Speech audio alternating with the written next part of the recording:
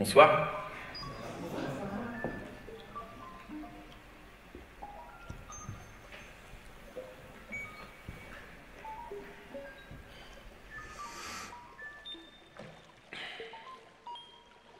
Tu dis quoi, toi?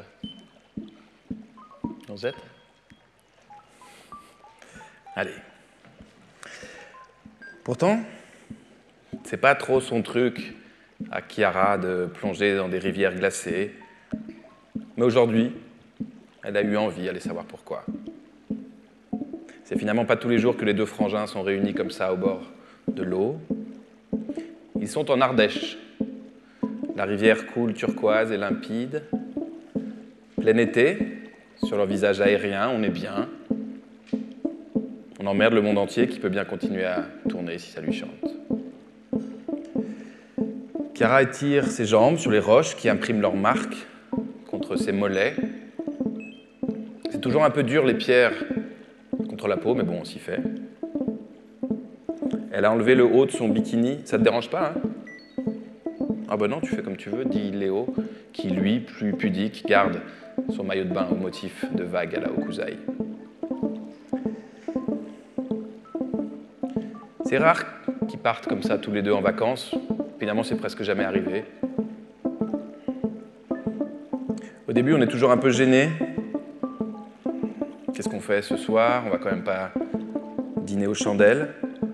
Et puis on commence à boire et alors tout disparaît. Encore secoués par la gueule de bois, ils ont décidé aujourd'hui, sans même devoir le formuler, de troquer la journée kayak contre une journée à ne rien foutre. Ça paraissait beaucoup plus sensé. Et puis en fait, dit Chiara, on s'en fout un peu du kayak, non? Ah, c'est simple, dit Léo, moi j'ai toujours détesté ce truc. Pagayer comme un con, là, avec les pieds qui flottent dans l'eau tiède. Alors ils se sont allongés sur les pierres avec 2 morceaux de fromage, du jambon, du saucisson, qu'ils n'ont pas eu le temps d'entamer parce que le soleil était comme du miel sur leur peau, qu'il fallait immédiatement étaler. On relâche ses pieds, on ferme les yeux.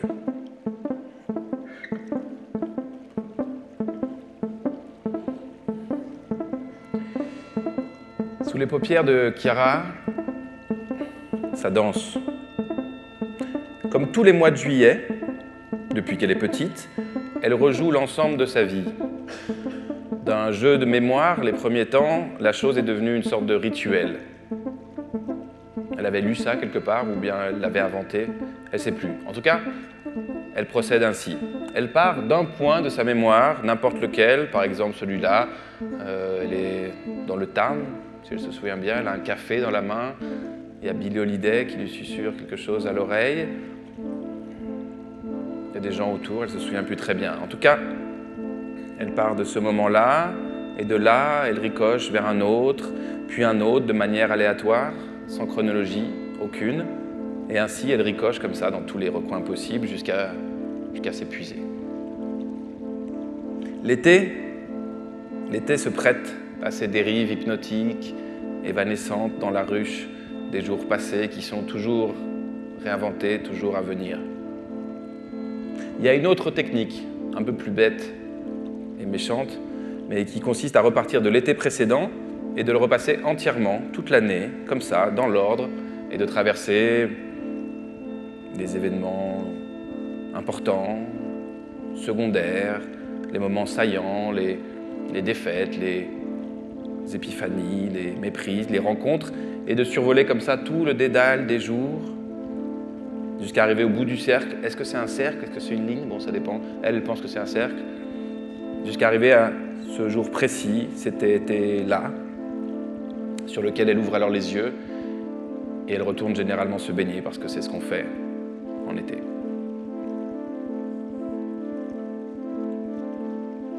Ces jeux mentaux lui avaient permis, au fil des années, de se situer dans le monde, de créer une sorte de territoire, peut-être même, allez savoir, une sorte d'identité, volontairement flottante, volontairement mouvante, malléable, aiguisée comme une pierre et fluide comme une mer intérieure.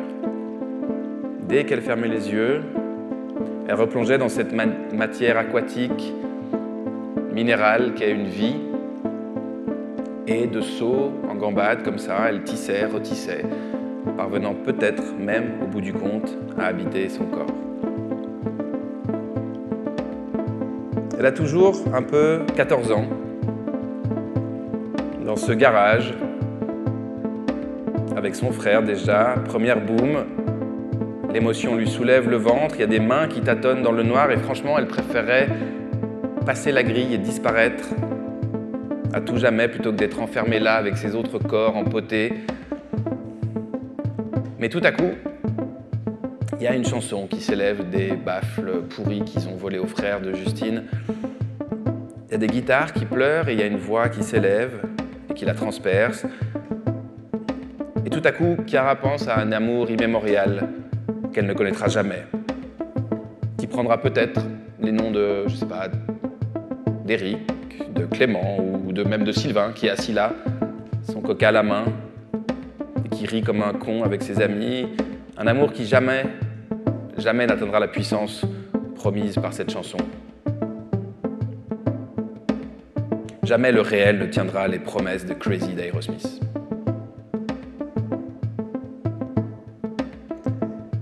Ça va, Frangine ? Demande Léo. Oh, oui, tout va bien, je crois que je me suis un peu endormi. Ah, moi aussi. On est bien là, on reste un peu, non ? Ah oui. Chiara ferme les yeux à nouveau, le soleil dessine sur sa peau l'entrelac de branches qui l'ombragent, sous ses paupières, 2 grandes boules rouges. Le flux du cours d'eau la reprend.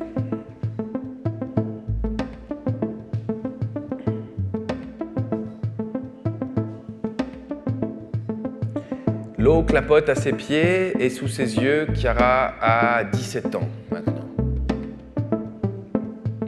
Elle faisait toujours la même scène, alors. Ça suffit, moi je me casse, ce soir je fais mon sac, je me casse. Elle jetait des trucs dedans, là. Les gestes brusques, décidés, la mine renfrognée, les cheveux sauvages, la pose dramatique. Franchement, on faisait comme si de rien n'était parce que... Mais bon, il fallait bien parce que sinon c'était pire. Allez, on disait des choses. Chiara, calme-toi, tout va bien se passer, ma chérie. On est désolé. Mais elle continuait comme ça, dramatique. Elle continuait à jeter ses fringues dans l'étroit rectangle. Ça tombait à côté, peu importe. C'est l'effet qui importait. Chiara, elle éclatait souvent, comme ça. C'est pourtant une fille solaire aussi, légère, mais tout à coup, ses traits se raidissent et alors, il n'y a plus rien à faire. Pas de retour possible. Son père, Paul, et son frère Léo avaient fini par s'y faire. Et alors, quand elle avait vraiment franchi la porte du 36 rue du Faubourg Montmartre, ils avaient pensé, bon, c'est simplement le cinéma habituel poussé un petit peu plus loin. Paul avait continué à boire son café, Léo à boire son cacao. Et à la radio, un penseur docte expliquait des choses décisives sur la marche du monde. Toute cette farce qu'on appelle vie ou temps, peu importe, finalement, ce n'est qu'affaire d'accélération et d'interminables ralentissements.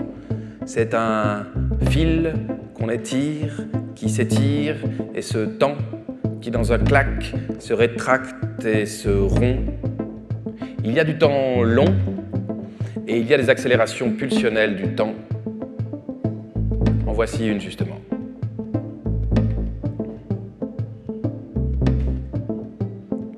Chiara marche à pas tranquille sur l'avenue Grise.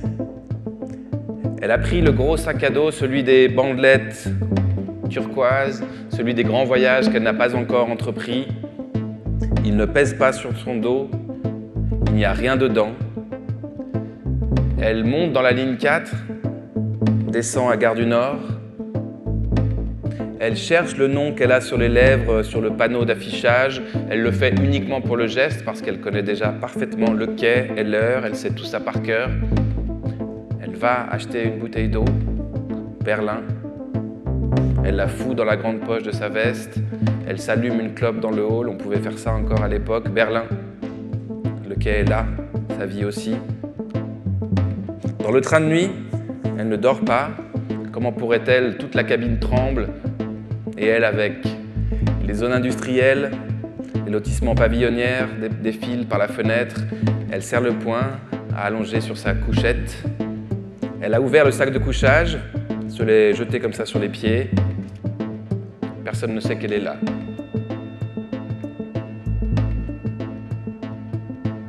Chiara pose un pied sur le sol glacé de Hauptbahnhof à 9h20 ce vendredi 14 mars 1997. Ses poings se sont relâchés, ses mouvements sont fermes et décidés. Elle ne sait pas où elle va. Elle la connaît pourtant déjà, cette ville, de l'avoir tant arpentée en pensée, en film, en musique. Mais les fantasmes, aussi élaborés soient-ils, ne coïncident jamais avec les murs et les véritables textures des choses. Ils se situent ailleurs, dans un troisième lieu que l'on n'atteint jamais vraiment, mais qui lentement se mêlent au réel pour le teinter de leurs couleurs.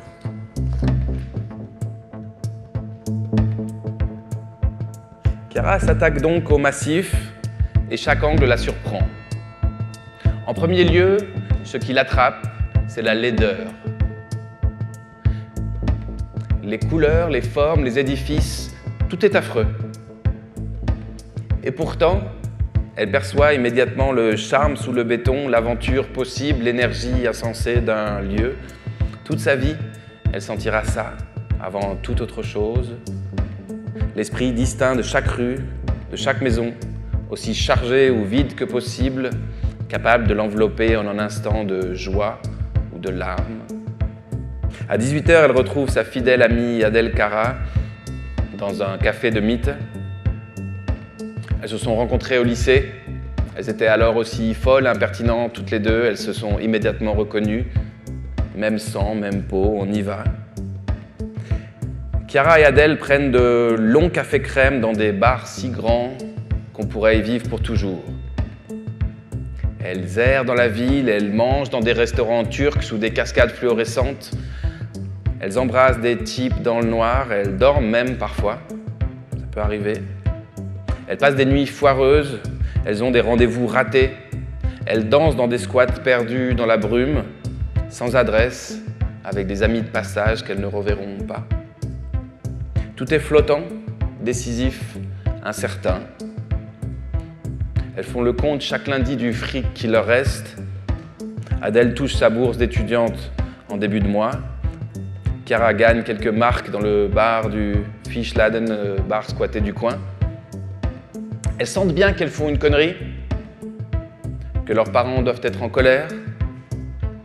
C'est pas grave, elles ont attendu ça toute leur vie. Elles avaient grandi comme ça dans de rêves, vagues rêves, de Chelsea Hotel, de Factory, de transsexuels évanescentes, d'amour libre dans les champs de Woodstock. Alors, la lame froide et métallique de Berlin est bien loin de ce qu'elles avaient imaginé. Mais ça leur fouette la gueule.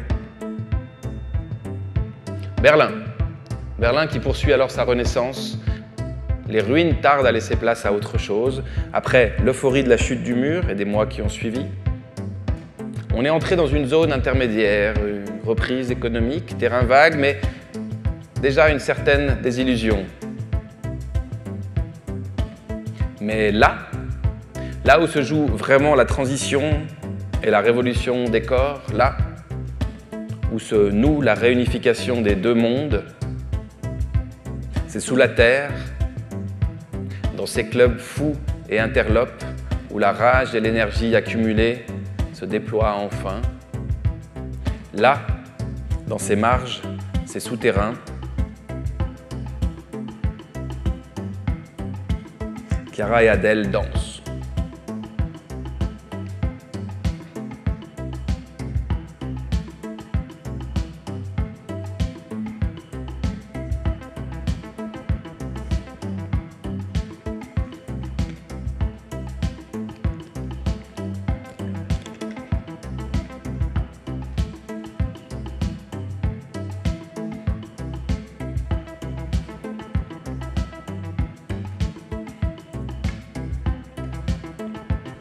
En partant de chez elle, Chiara a voulu frapper un coup sur la table.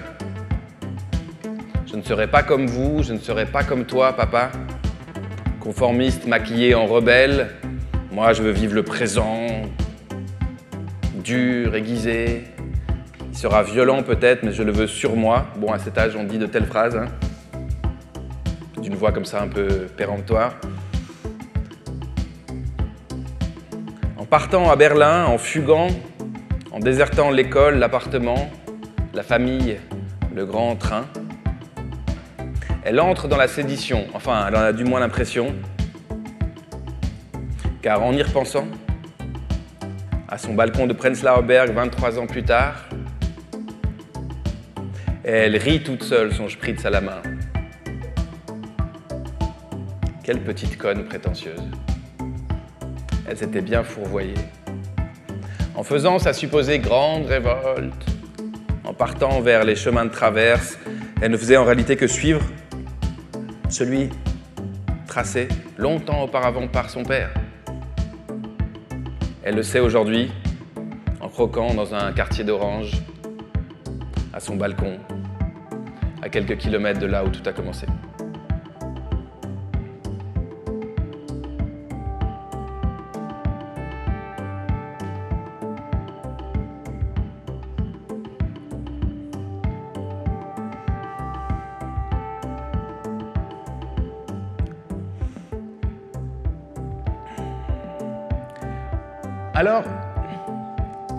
Alors Chiara se lance à corps perdu dans 2 mots anglais qui, accolés, soulèvent tour à tour le mépris, la ferveur, le rejet. Les rave parties. Oh. Ouh là là. Pour entrer de ce côté-là du réel, accéder à ces nouveaux territoires, le protocole est le suivant. On se retrouve chez Sandra avec Thomas, Jules, Malia, Cécile, Manu. On se chauffe, on met de la musique, on guette, fébrile, l'horloge du salon. Quand l'heure arrive, 23h, peut-être minuit, on descend dans une cabine téléphonique, souvent celle de République.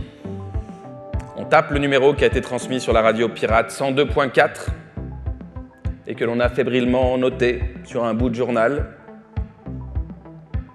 Alors viennent les instructions. Tout va très vite, il faut être efficace. La meilleure méthode est celle-ci. Chiara répète à haute voix ce qu'on lui dit dans le combiné. Cécile, dont l'écriture est la plus véloce, le reporte sur un bout de papier. On remonte à l'appart. On part dans l'élan.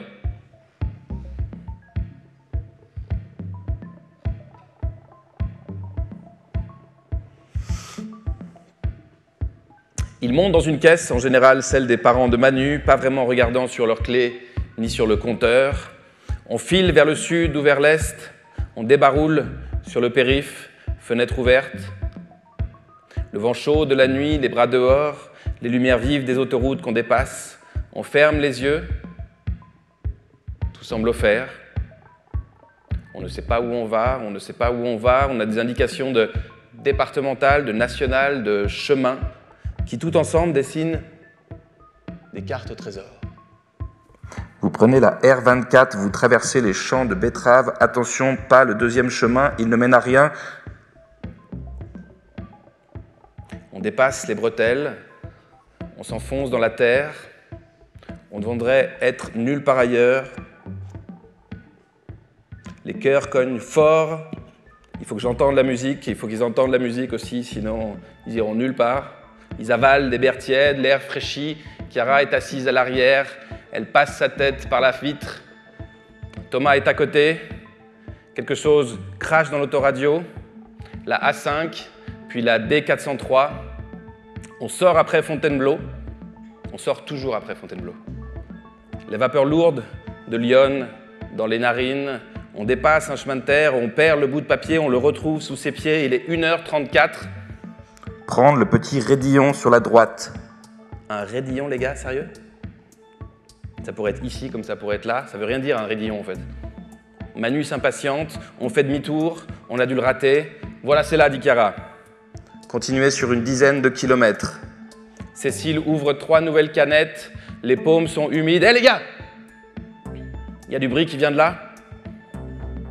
Chiara, par la fenêtre, a entendu quelque chose comme une rumeur au loin, un truc lourd, épais, derrière les champs. Manu roule, Thomas un joint. On tourne à gauche, la rumeur se rapproche. Il faut prendre la pente sur le côté, ça glisse, il y a de la boue, on arrive en bas. On entre à l'intérieur du bruit. Chiara sort de la voiture. Elle distingue des formes dans la forêt. On est arrivé. On laisse la bagnole à côté de quelques autres sur le replat. On s'élance.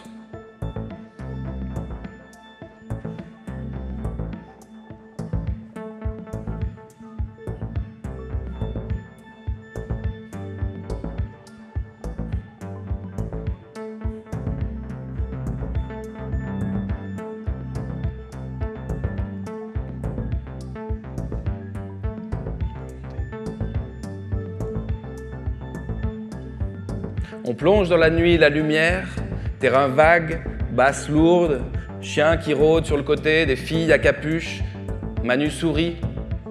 On lance les fameux pas d'arrière en avant, on serre les poings. Au seuil de la forêt, les vagues montent dans le ventre de Chiara, mer chaude, agitée. Elle danse. Dans l'air, quelque chose de trouble et de violent. Elle se sent libre comme jamais, son corps sur aucune carte.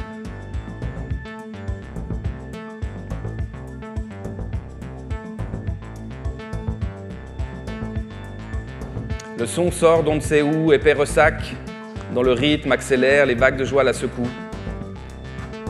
Chiara ferme les yeux, laisse tomber sa tête en arrière. Les basses enflent dans sa poitrine, un souffle aigu qui titille les ventricules de son cœur.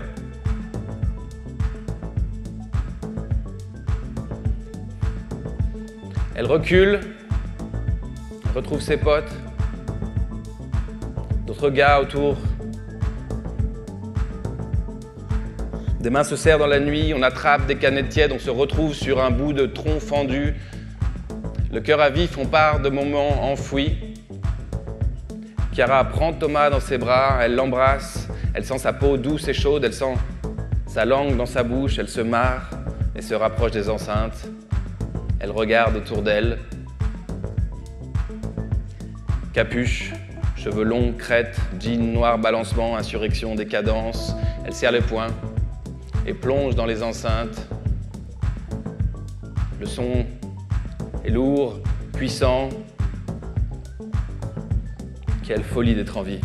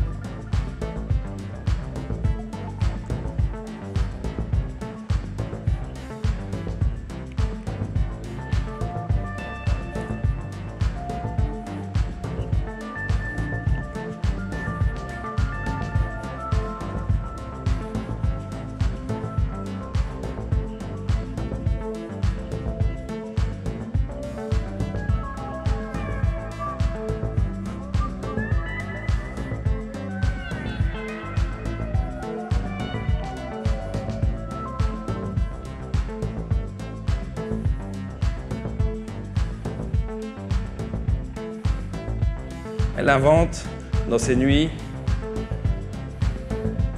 son pas, sa chorégraphie qui n'appartiendra qu'à elle.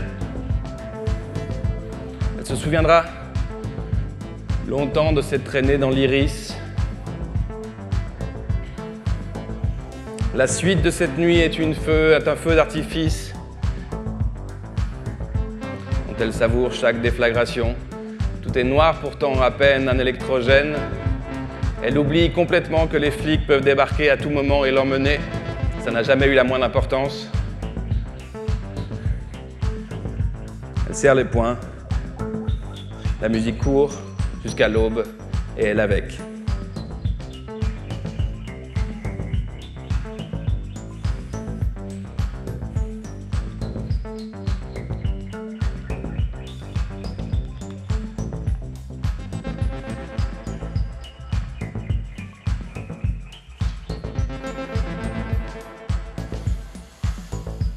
Chiara est prise dans la grande spirale 90 des free parties, cette ferveur électrique qui semble ne pas connaître de bord. Chaque jour, elle entre plus avant dans ce monde qu'elle sait déjà être le sien. Alors elle connaît le parfum de soufre qui en émane, les puissants clichés qui s'y agglomèrent comme des kystes. Vous vous enivrez de bruit. Ceci n'est pas de la musique, ceci n'est pas de la musique. Vous avez le cerveau troué par la bêtise, les drogues, vous êtes la lie de la société. Ce qui est marrant, c'est que ceux qui leur jettent ces phrases au visage avaient justement baigné dans les vapeurs 60s, mais non, en l'occurrence, c'était très différent. Nous, on écoutait des chansons, des harmonies. Vous faites que plonger dans le fracas. Chiara n'écoute pas, elle passe son chemin. Elle connaît malgré tout des lendemains âpres où elle voudrait disparaître, mais elle s'en fout. Elle a des ailes, ça ne la touche qu'à peine. Elle plonge les deux mains dans l'instant. Chiara a 20 ans tout à coup et elle tient un peu mieux sur ses deux jambes. Elle arrête la fac, elle n'a pas vraiment l'intention de travailler pour autant, mais bon, il lui faut un peu de liquide. Alors elle entame de mission intérimaire en vacation de serveuse une carrière qui s'annonce fascinante. En réalité, elle ne demande guère qu'un peu d'argent pour pouvoir continuer à vivre sa vie sans devoir la gagner. Elle progresse de jour en jour sur ses platines. Il y a quelque chose, elle le sent. C'est une question de rythme, c'est une question de sang. Les rythmes, justement, elle sait les tenir battants dans sa main, les concasser, les mêler, les mordre, pour en créer de nouveaux. Chiara avance sur cet étroit chemin de crête. Elle n'a pas encore trouvé sa phrase, celle qui l'accompagnera toute sa vie, mais elle la sent à sa portée. Elle la traque. Des amours la traversent comme des grippes passagères. Les autres sont des sortes d'adjuvants, autant que des poids à ses pieds qui l'empêchent de prendre son envol. Elle avance, comme ça, entre ardeur et attente, entre ennui et envie.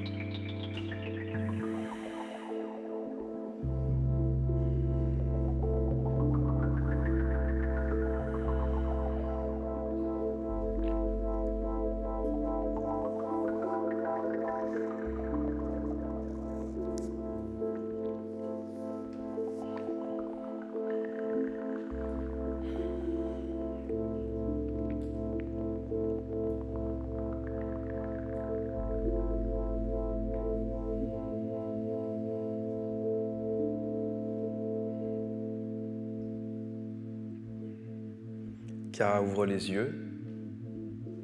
Son frère est toujours là, allongé à ses côtés. Son visage rond, les boucles qui l'entourent, les sourcils fins lui rappellent Paul, leur père. 3 semaines plus tôt, ils étaient assis tous les trois sur ce banc d'Ezzatere à Venise. Ils ont regardé un moment la face nord du rêve, les bateaux qui la traversaient. Puis Paul s'est levé. Il est revenu 10 minutes plus tard avec une barquette de calamars qu'ils ont avalés en lançant de petits cris de jouissance. On est comme ça dans la famille Malval. Puis en se léchant les doigts, Léo tout à coup a commencé. me souviens plus trop. Je me souviens plus trop ce qui s'est passé. Il a dit, je crois que j'avais envie de plonger tout au fond pour voir ce qu'il y avait, s'il y avait une sortie, s'il n'y en avait pas. Cara se tourne vers lui. Et tu faisais quoi? Tu ravalais un petit cachet blanc à chaque fois pour descendre de plus en plus bas, comme les étages? C'est ça, a dit Léo. Il te reste pas un calamar? Et depuis, tu te sens comment? Demande Paul. Je sais pas, dit Léo, j'ai l'impression d'être soit trop loin, soit trop près du sol. J'ai jamais les 2 pieds dessus en même temps. Et tu quoi? Tu continues à prendre les petits cachets blancs? Le minimum. Mais tout est tellement bien quand j'en ai. Je respire mal quand j'en ai plus. Léo sent quelque chose appuyer sur ses tempes, appuyer sur son cœur, et il décide de ne retenir ni les mots ni les larmes. Je ne sais pas pourquoi, je ne sais pas ce qui pèse, tout, j'ai l'impression, et rien en particulier. Je me répète 20 fois par jour que la vie est merveilleuse, et j'y crois parce qu'elle l'est. Mais le poids sur la poitrine revient, et j'arrive plus à respirer. Et tout m'angoisse, de la fenêtre d'en face à ma valise à préparer, des grandes manœuvres au petit rien. Et quand tu essayes de respirer lentement, dit Paul, de fermer les yeux, de calmer la tempête, ça marche parfois. Ça suffit pas. Cara prend la main de son frère. Ils ont surmonté 1000 épreuves, ils y arriveront encore une fois. Elle serre ses doigts fins, auxquels elle avait enseigné le monde. Une petite barque au bois vert écaillé passe sous leurs pieds. Et Paul regarde son fils. Sa grâce, la gravité des gestes au bord du vide ou de l'envol. Et il se demande ce qui a foiré. Quelque chose, à un moment donné, a dû dévier. Pourquoi son fils flotte-t-il ainsi dans les limbes? Pourquoi sa fille a-t-elle formé cette insubmersible carapace? A-t-il fait de mauvais choix? Leur a-t-il légué des mâles et des poids qu'il avait lui-même récupérés de ses parents et eux-mêmes des leurs? De ça, il est certain. Bien que personne ne soit jamais coupable dans ces affaires-là. Quelque chose a raté. Dans la cible et dans l'envoi. Sur ce banc, Paul a les 2 pieds droits sur le pavé, mais ses mains tremblent. Pourtant, il n'avait jamais existé qu'une chose pour lui, et c'était la joie. Il ne l'avait pas toujours atteinte, évidemment, mais c'était l'horizon. Et la seule question, la joie, pas le baume des supermarchés, pas la barbe à papa de la fête foraine qui tourne en boucle dans son réduit, pas la délicatesse bourgeoise, non.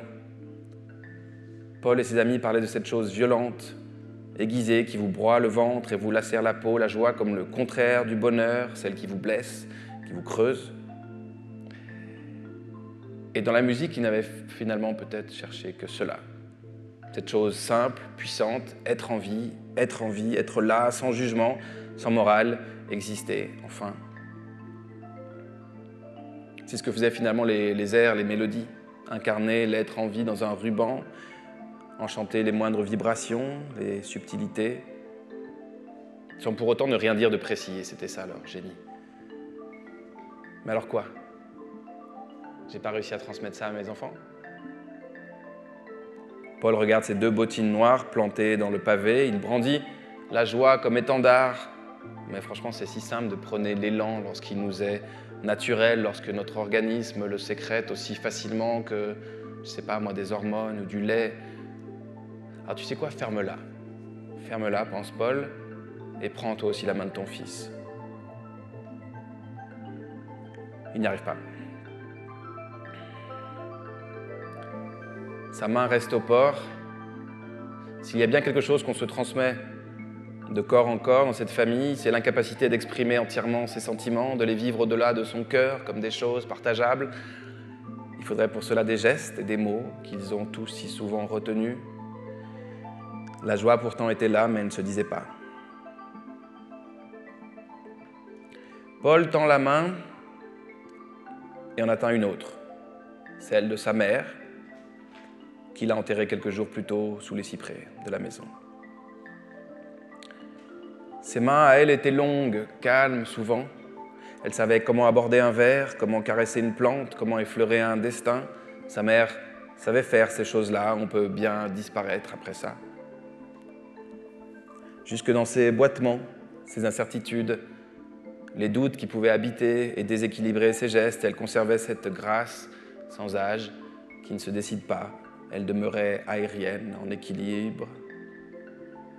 Elle pouvait confondre les noms, s'en mêler les pinceaux, se laisser emporter par les fleuves. Elle pouvait faire ces choses-là. Cela n'importait pas. Jamais elle ne tombait à côté. Paul n'a plus eu peur. La mère a aimé son fils et le fils a aimé sa mère. On ne peut rien demander plus à la vie. Cette chose est là, indépassable, inatteignable. On peut bien s'agiter ensuite et aller, venir, faire des choses. Il n'y aura finalement eu que ça. La musique nous parle du même pays que la mer. On écoute avec le bas-ventre, celui qui vibre depuis les premiers pas dans le monde. On écoute depuis l'arrachement d'une peau à une autre. La musique, et c'est pour cela peut-être qu'elle est si souvent insoutenable qu'on ne peut l'écouter sans retour, sans être entièrement emporté. La musique, elle vient du fond, des artères, des viscères. On peut en parler, on peut l'analyser, mais elle est pure chair, elle est naissance, corps, emportement. La musique nous donne accès au monde, enfin. La musique, c'est la mer, et Paul l'enterre ce matin sous les cyprès.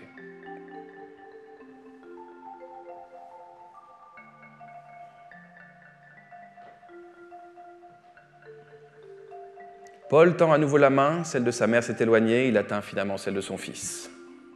Il la serre fort. Léo regarde la rive nord d'Etzatere, les eaux plates. Paul voudrait refermer les portes qui viennent de s'ouvrir une à une. Il entend cette mélodie, il la reconnaît, il veut l'éloigner maintenant. Et finalement, tout au long de sa vie, elle n'avait fait qu'accroître les sidérations, les gouffres. Chiara étire ses jambes sur le petit parapet, Léo se lève. Et Paul regarde ses deux enfants, des adultes depuis longtemps déjà. Il ne sait pas ce qu'il leur a transmis, héritage, fardeau, il ne sait pas s'il aurait pu mieux faire. La joie et la tristesse coulent pareillement dans leurs veines. Ils sont tous les trois forts, troués, élancés, fébriles, à fleur de peau. Ils avanceront comme ça, ils y arriveront. L'aventure est puissante, effrayante. Ils y arriveront.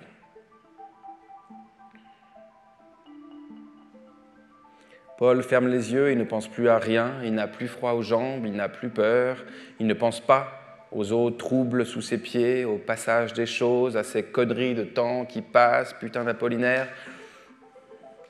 Les eaux bleu-vert se reflètent sur les vents du Vaporetto qui passent dans un bruissement. Paul est assis sur un banc à Venise.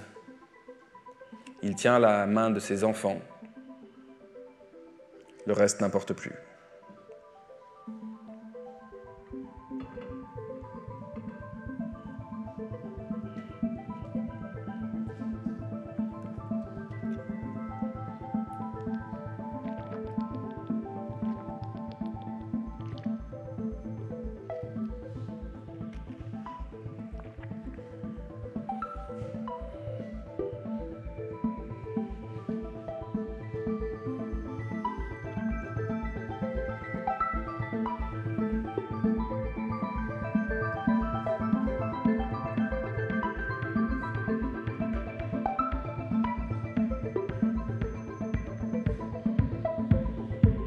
Oh.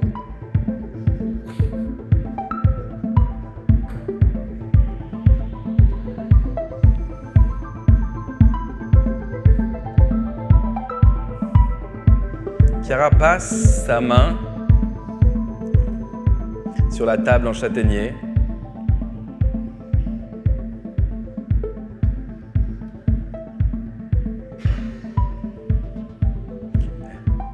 Elle mixe et remixe sa vie, sa musique.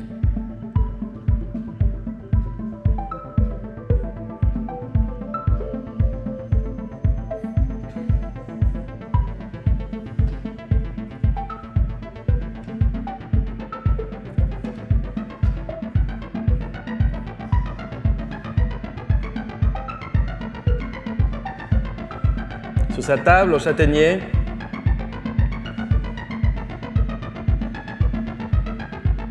un ensemble de machines, de câbles.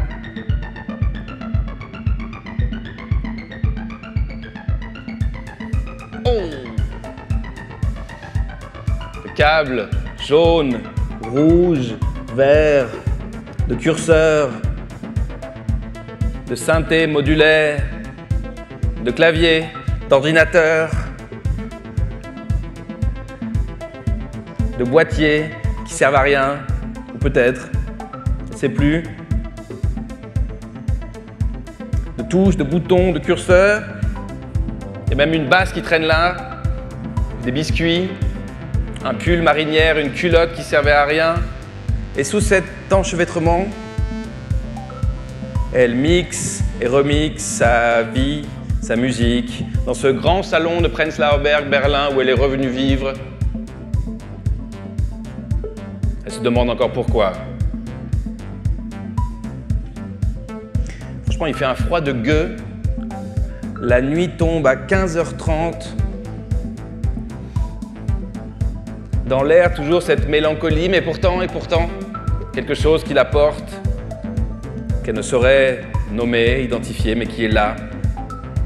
D'ailleurs, elle n'essaye pas d'identifier ni de nommer. Elle n'a guère confiance dans les mots et les phrases articulées. Elle trouve que toujours elle dévie, toujours elle rate leur cible. Quand un son peut être moche, raté, mais il est droit. Il va où il veut.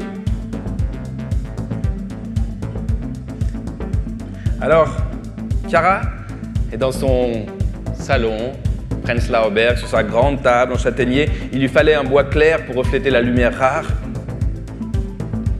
Et elle mixe et remixe sa vie. Elle est toujours à plusieurs endroits en même temps et à plusieurs moments. Berlin, Barcelone, Paris, New York, Corse, Ardèche. Et elle va et revient comme dans un grand morceau.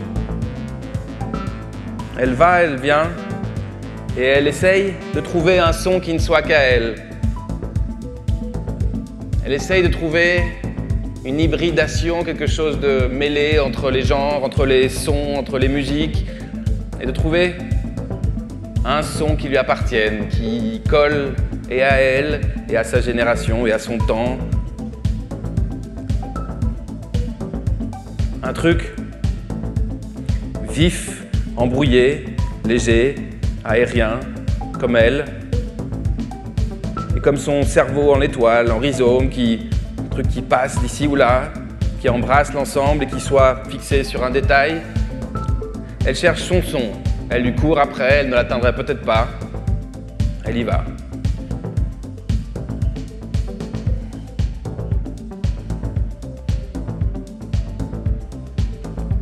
Elle se souvient encore, ce jour lointain, où elle s'était décidée. Elle avait dit « Moi aussi, je veux devenir quelqu'un.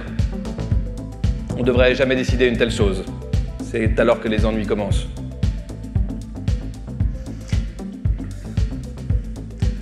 Quand vous êtes un être de sexe féminin, même au début du XXIe siècle, ça ne va pas être si simple.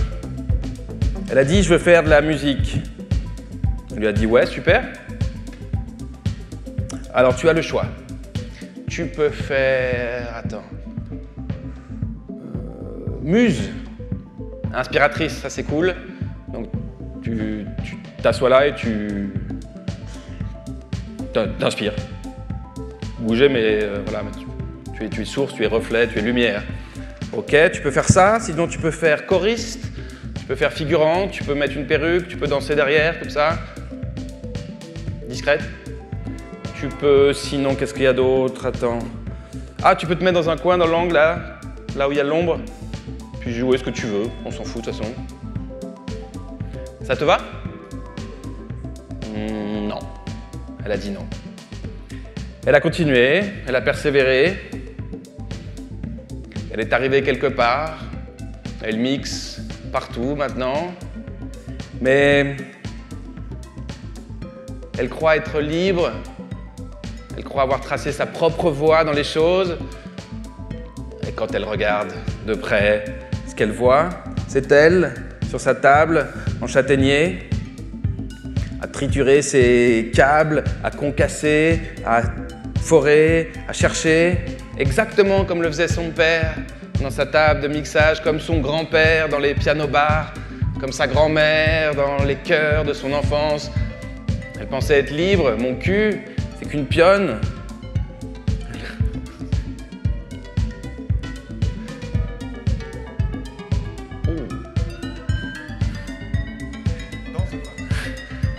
Ça va bien? Elle pourrait au moins danser, ouais. Ah oui! Elle est qu'une pionne, mais c'est pas grave. Au moins elle danse. Mais elle se dit quand même dans cette famille, c'est bizarre, la maladie, la musique, c'est comme une sorte de malédiction qu'on se passe, de maladie vénérienne, de joie aussi, mais de porosité. C'est toujours être en vie, ne sentir que ça, être mortel, ne sentir que ça. Qu'est-ce que c'est que ce truc qu'ils appellent la musique dans cette famille? Elle sait pas. C'est pas grave. Elle refait ses gestes. Peut-être qu'elle l'est libre après tout, elle sait pas. On verra. En tout cas, elle cherche, elle fore, elle creuse, elle fendille. Et elle passe et passe sa main sur le châtaignier. Il y a des sortes d'entailles qui rentrent dans sa peau, du bois. C'est pas grave. Et moi, je la regarde. Je suis dans un coin du salon, je me fais discret et je la regarde. Depuis ce jour lointain déjà où je l'ai croisée à Barcelone, je me souviens encore, elle était arrivée sur cette salle de l'Apollo où j'étais avec mes potes en train d'essayer de répéter des pas de danse brouillon. Elle est arrivée avec sa veste verte avec un tigre chinois dans le dos. Et tout de suite, j'avais vu dans ses gestes quelque chose. Une grâce, une vitesse. Et je m'étais dit que j'allais la suivre. Peut-être qu'un jour même, j'écrirai quelque chose sur elle.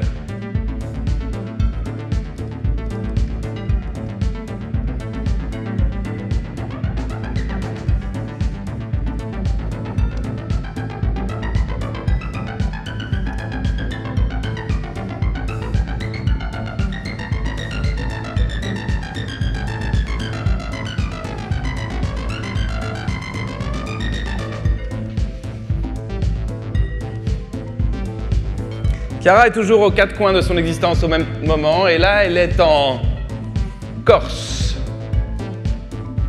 Et elle s'est dit qu'elle allait monter la plus grande fête de tous les temps, enfin, au moins de son temps, en l'honneur de son père, Paul. Elle s'est dit qu'il a bien mérité ça. Enfin, il en avait déjà fait des fêtes, hein, mais celle-là, ce serait le couronnement. Alors, avec son frère Léo, ils ont invité tous les amis de sa vie, les amis des Pentes, de la Croix-Rouge, les amis de Paname, les amis d'ailleurs. Et tous sont en train d'affluer dans le jardin, dans le château, bord de mer qu'il a dans le Cap Corse. Ils affluent. Toutes les fenêtres sont ouvertes, notamment celle du salon que Chiara a poussée. Elle a installé tout son bazar sur 2 tables. Elle a mis une nouvelle enceinte et elle a lancé cette espèce de galop électrique, hypnotique, avec lequel elle débute presque toujours ses sets. Ça s'appelle Someone Great de LCD Sound System. C'est une sorte de truc qui vous arrive droit dans les jambes comme ça. Someone Great. Sur lequel elle a inventé une chorégraphie qu'on ne peut reproduire que sur ce beat, que sur ce tempo. Someone Great, quelqu'un de grand. Elle lève les yeux. Son père danse.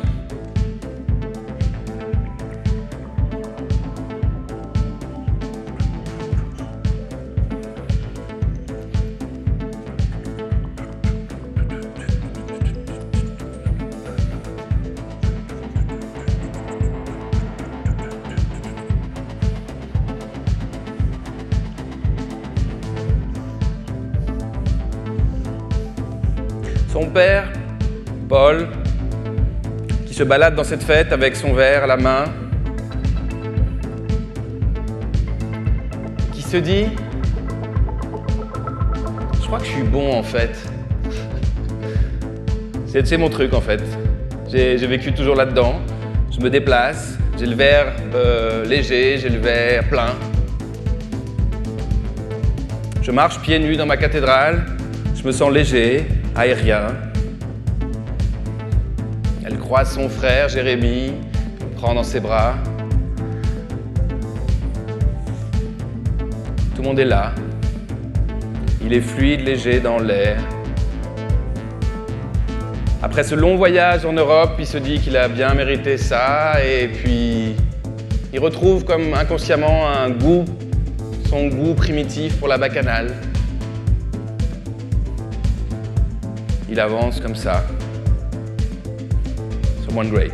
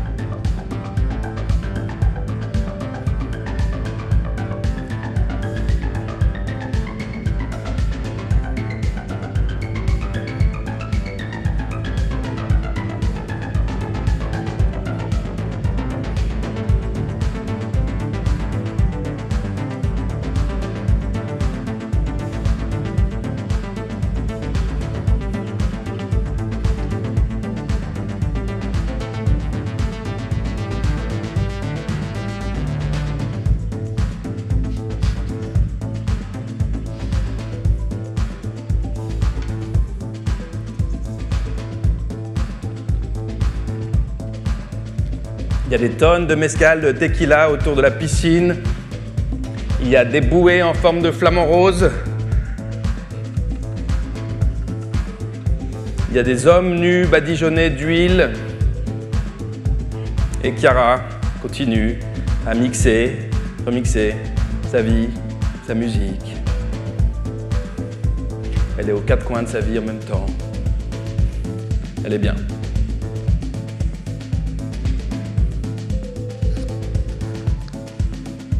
Toute sa vie, finalement, elle aura été allongée ce jour d'été au bord de l'eau et elle sent sa peau tapissée de toutes ces chansons qu'elle a entendues, de tous ces tubes, bubblegum, mélodies légères qui constituent finalement les bords de son corps, les ciments, les murs, aussi sûrement qu'une phrase, qu'une honte, qu'un moment décisif.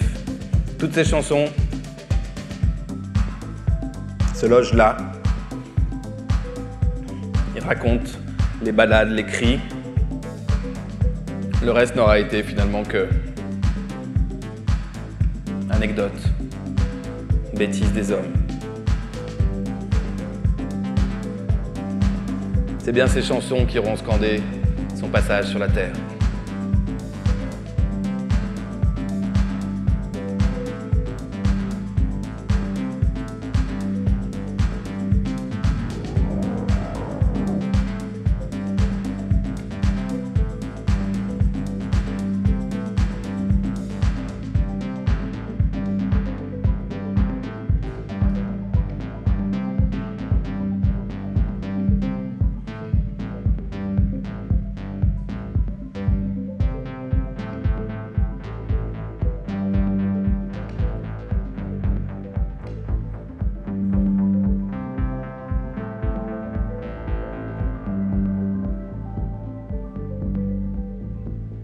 Lorsqu'elle rouvre enfin les yeux, la rivière caresse presque ses pieds. C'est bizarre quand même parce que le cours d'eau d'une rivière, ça monte pas. Bon, elle s'est déplacée ou la rivière s'est déplacée, on ne sait pas. En tout cas, son frère est là, assis. Il regarde l'autre rive. Tu rêvais, non ? Oh, oui. Oui, dit-elle, je crois bien. On y va, si tu veux ? Oui.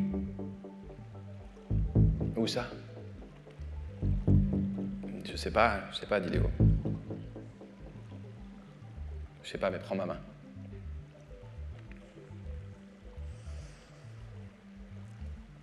Au bord de l'eau, Chiara a divagué, fabulé.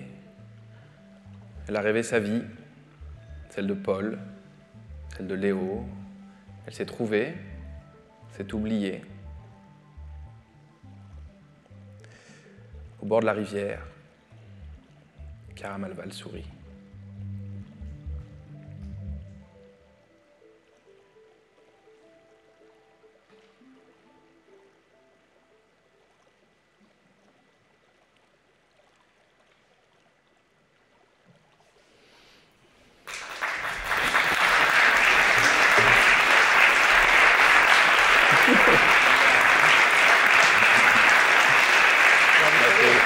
Rubinsteiner.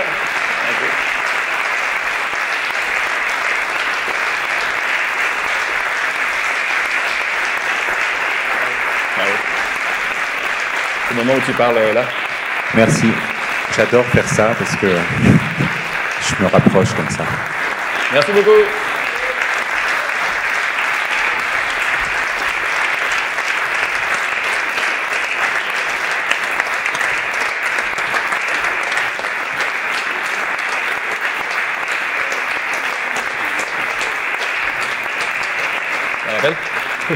Allez, dis-moi.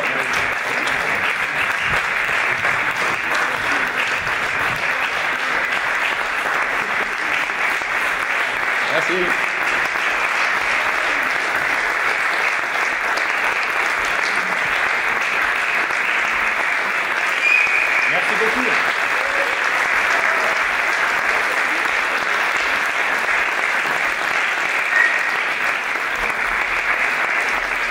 Merci beaucoup. Merci beaucoup. Au revoir.